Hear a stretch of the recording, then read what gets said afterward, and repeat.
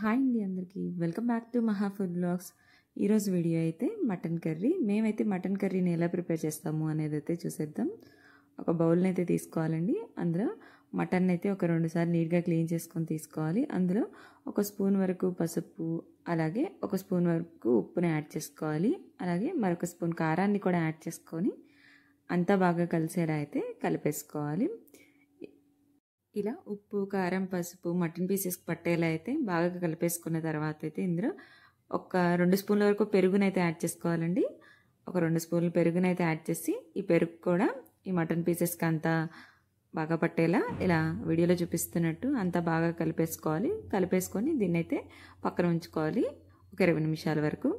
Next అయితే ఇప్పుడు కర్రీని ప్రిపేర్ చేయడానికి స్టవ్ ఆన్ చేసి ఒక కుక్కర్ని అయితే పెట్టుకోవాలి. అందులో 3 నుంచి 4 స్పూన్ల వరకు ఆయిల్ని యాడ్ చేసుకున్న తర్వాత ఒక చిన్న ఉల్లిపాయను అయితే చిన్న ముక్కలుగా కట్ చేసుకొని యాడ్ చేసుకోవాలి.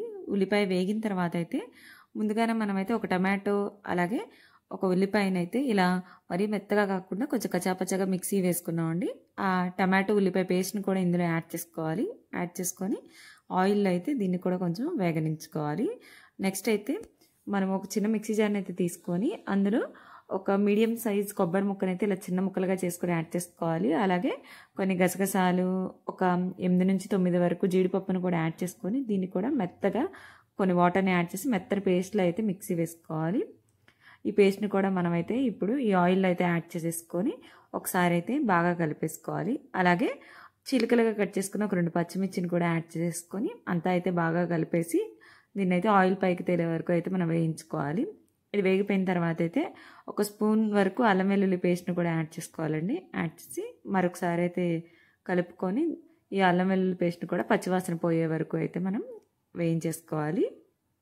ఇప్పుడైతే ఇందులో ఒక స్పూన్ వరకు ధనియాల పొడి అలాగే అర స్పూన్ జీలకర్ర పొడిని అయితే మనం యాడ్ చేసుకొని ఒకసారి అంతా బాగా కలుపుకున్న తర్వాత మ్యారినేట్ చేసి పక్కన ఉంచుకున్న మటన్ అయితే ఇందులో యాడ్ చేసేసుకొని మరొకసారి అంతా బాగా కలిసేలా కలిపేసుకోవాలి. ఇప్పుడైతే ఇందులో పులుసు కోసం వాటర్ని అయితే యాడ్ చేసుకోవాలండి. 1.5 గ్లాస్ వాటర్ని అయితే ఇందులో యాడ్ చేసుకొని ఒకసారి కలుపుకొని మూత పెట్టి కుక్కర్ని అయితే 7-8 విజిల్స్ రాణించిన తర్వాత స్టవ్ ఆఫ్ చేసేసుకొని ఆవిరిపోయిన తర్వాత అయితే కుక్కర్ మూత తీసుకొని మళ్ళీ స్టవ్ ఆన్ చేసేసి మంటనైతే మీడియం ఫ్లేమ్లో ఉంచేసుకోవాలండి. ఇప్పుడైతే ఇందులో మనమైతే కసూరి మేతిని అయితే యాడ్ చేసుకోవాలి. యాడ్ చేసి ఒకసారి అయితే కలిపేసుకోవాలి. లాస్ట్లో అయితే ఇందులో మనం గరం మసాలాని అయితే యాడ్ చేసేసుకుంటే సరిపోతుంది. మీకు ఒకవేళ పులుసు ఎక్కువగా ఉంటే కనుక చూసుకొని మరొక 5 మినిట్స్ అయితే మంటను మీడియం ఫ్లేమ్లో ఉంచేసి అయితే ఉడికించేసుకుంటే సరిపోతుందండి. ఇంతేనండి. ఇలా చాలా సింపుల్గా ఎంతో టేస్టీ అయినా మటన్ కర్రీని అయితే ప్రిపేర్ చేసేసుకోవచ్చు. ఫైనల్గా కొత్తిమీరని యాడ్ చేసుకుంటే టేస్ట్ అయితే సూపర్గా ఉంటుంది. మా వీడియోస్ మీకు నచ్చినట్లయితే please like, share and subscribe to Maha food blogs. Thank you for watching.